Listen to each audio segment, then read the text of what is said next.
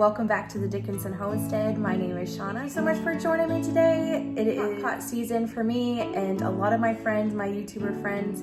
So last year, I know a few of my friends did Crocktober. So I knew this year I definitely wanted to join into the fun. And I've got the whole month of October already planned, all of my recipes planned. I'm gonna be doing main courses, side dishes, desserts, breakfast, savory and sweet. Also a couple of dips and some drink recipes as well.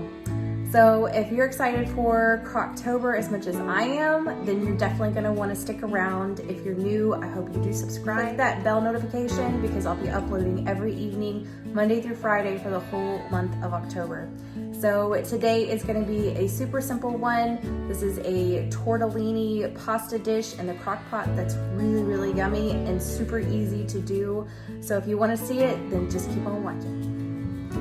Okay, so I'm hoping you can see everything okay. So to start out with this recipe, we're gonna put in, I've gotta cut off the ends of these, but I've got a whole can of artichoke hearts. I've got one very small can of sliced olives. I've got 1.5 pounds of chicken thigh meat.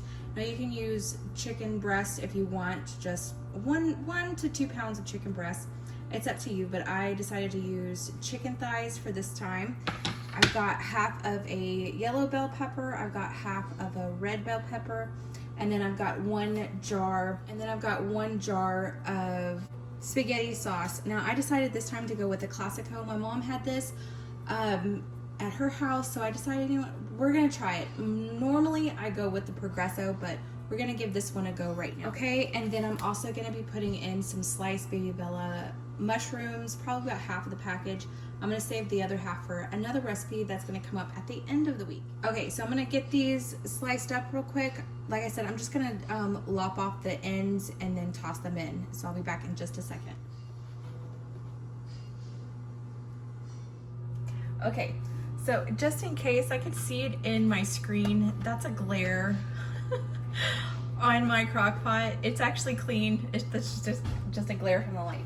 Okay, we're gonna go ahead and dump in the chicken and then the sliced olives, the artichokes, literally just dumping everything in.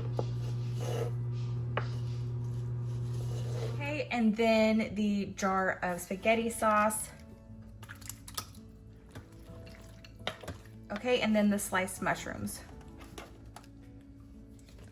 These are quite large, so I'm just gonna kind of break it up just a little bit. Okay, some salt and pepper.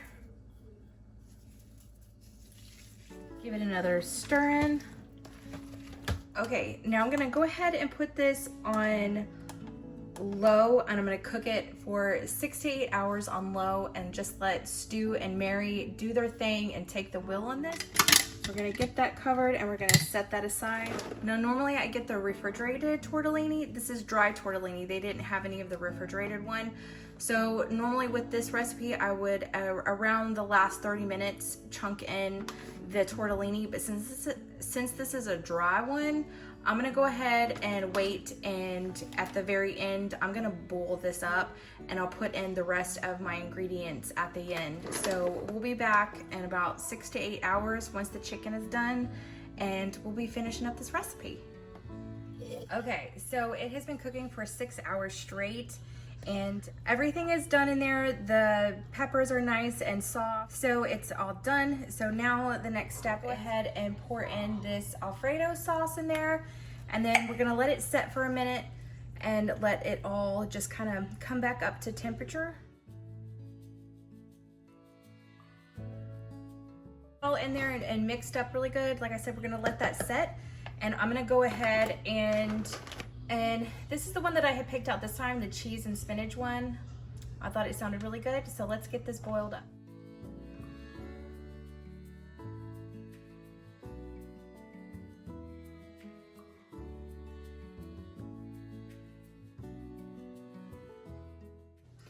Okay everybody, so that is all I have for you today, and this is what it looks like. And you can also put on some fresh basil if you wanted to as well. This is a really great recipe. It's super simple and easy, and it's got that extra kick of the parm on top. It just gives it an extra bite. It's so good. And then you can just serve this with some steamed asparagus or roasted asparagus or a side salad, whatever you would like. This is gonna be dinner for us tonight because it's a lot. It's a whole lot. I hope you enjoyed this video. I hope you give this recipe a try. And I shall see you tomorrow with another crockpot recipe. Bye, y'all.